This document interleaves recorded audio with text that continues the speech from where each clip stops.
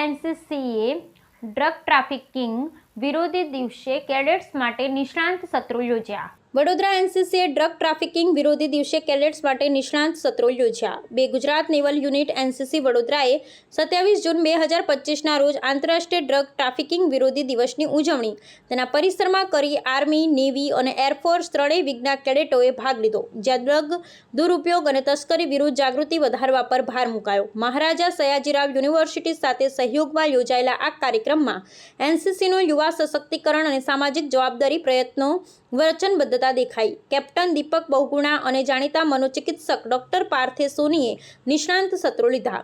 Captain બહુગુણાએ drug તસ્કરીના કાનૂની અને સામાજિક પ્રભાવો પર ચર્ચા કરી, જ્યારે ડોક્ટર સોનીએ માનસિક આરોગ્ય વ્યવસ્થાપન અને વ્યસન અટકાવવાની રણનીતિઓ સમજાવી. કેસ સ્ટડીઝ અને પ્રશ્નોત્તરી સહિતની કાર્યશાળાઓએ કેડેટોને સમુદાયમાં ડ્રગ સમસ્યાઓનો સામનો કરવા સજ્જ બનાવ્યા. કેડેટોએ પોસ્ટ મેકિંગ, રોલ પ્લે, પ્રતિજ્ઞા સમારોહ જેવી પ્રવૃત્તિઓમાં ભાગ લઈ ડ્રગ ફ્રી એમ્બેસેડર તરીકેની ભૂમિકા ભજવી. એનસીસીની સર્વગ્રાહી રણનીતિ, શિસ્ત, શિક્ષણ અને સમુદાયનું નેતૃત્વનું મિશ્રણ ડ્રગ સમસ્યાઓના નિવારણ માટે દર્શાવવામાં આવી. વરિષ્ઠ અધિકારીઓએ કેડેટોના ઉત્સાહની પ્રશંસા કરી અને આવા કાર્યક્રમોની ભવિષ્યની યોજનાઓની જાણ કરી. એકમ હવે કોલેજ આઉટરીચ અને સોશિયલ મીડિયા મુહિમ દ્વારા આ અભિયાનને વિસ્તૃત કરશે. આવા કાર્યક્રમો વૈશ્વિક ડ્રગ વિરોધી પહેલ સાથે સુસંગત છે. યુવાનોએ ડ્રગ મુક્ત સમાજ રચવામાં સશક્ત કરે છે.